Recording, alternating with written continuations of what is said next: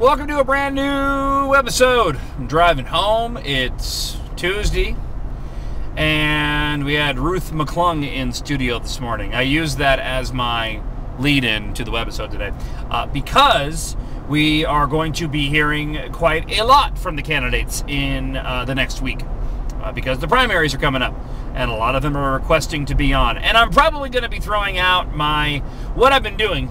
And I don't think I've mentioned it much on the air, is that with all the candidates, I've been trying to keep them on a 2-week rotation minimum. Meaning if you've been on, I'm not going to have you on the next week, but I'll have you on the following week if you request to be on. And that's for those that are requesting to be on. There are many candidates who simply just haven't requested to be on the show. Some of whom have even showed up into the building to do interviews with the K-Gun and then still didn't request to be on the show. And I would have been more than happy to have him on the show. But hey, I don't know why. I'm sure they have their reasons. So we had Ruth McClung in studio today. She'll be back in studio on Monday. And as a matter of fact, you got to forgive me, I'm tired and I'm apparently speech impaired at the moment. On Monday's show, it's going to be pretty much candidates every single hour, if not every half hour, as I try to fit as many on before you go to the polls on Tuesday for this all-important primary. But one thing I haven't heard anybody talk about really is what happens after November. Let's assume for a moment that we take back the House, and we'll even go to the Senate as well, and we start undoing some of what the current Congress has done. And this is apart from what I've spoken about before when it comes to making sure that Congress takes credit for what they're doing and the credit doesn't suddenly get handed to Barack Obama, like with what happened with Bill Clinton. No, I'm specifically talking about the country getting turned around. Say we defund healthcare, and maybe we come up with one of the better ideas the GOP had put forward in reforming our healthcare system.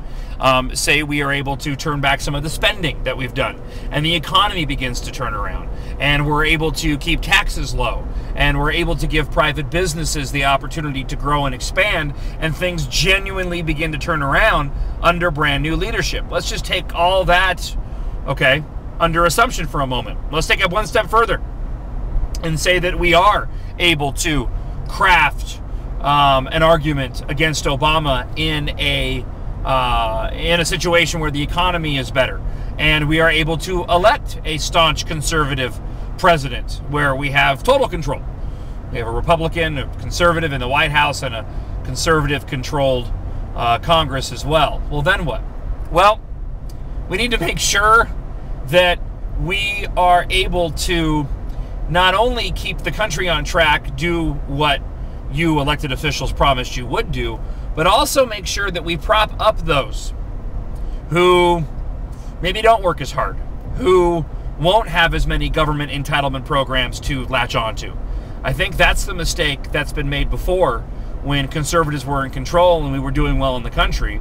And sort of the rich got richer, the poor got poorer. Look, if you don't work hard, you don't take personal responsibility, you only have yourself to blame, in our country.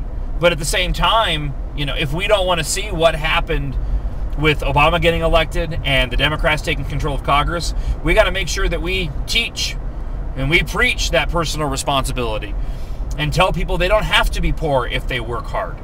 They don't have to live the way that they do if they work hard. It takes perseverance and dedication and time.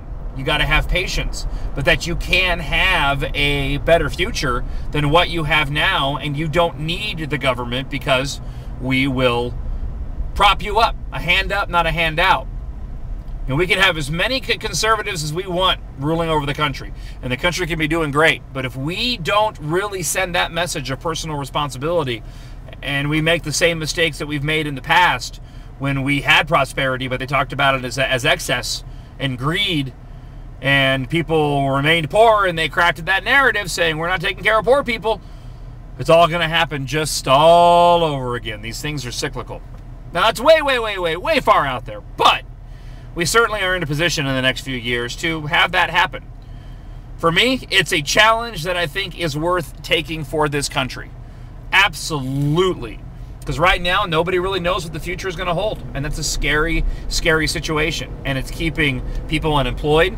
It's keeping business growth stunted, and it's destroying our country, one job loss at a time. So there you go. Hope you enjoyed watching. Brand new webisode tomorrow. And again, keep listening for all the candidates coming on. Be sure you have your questions ready when they join us. Andrew Thomas, running for Attorney General, will be on Wednesday's show. And then, of course, Frank Antonori, Steve Kozaczyk, Jesse Kelly in studio later this week. It's going to be busy as we head into the primary.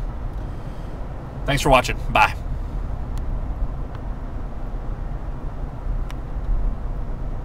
When this thing doesn't turn off, it's just silly.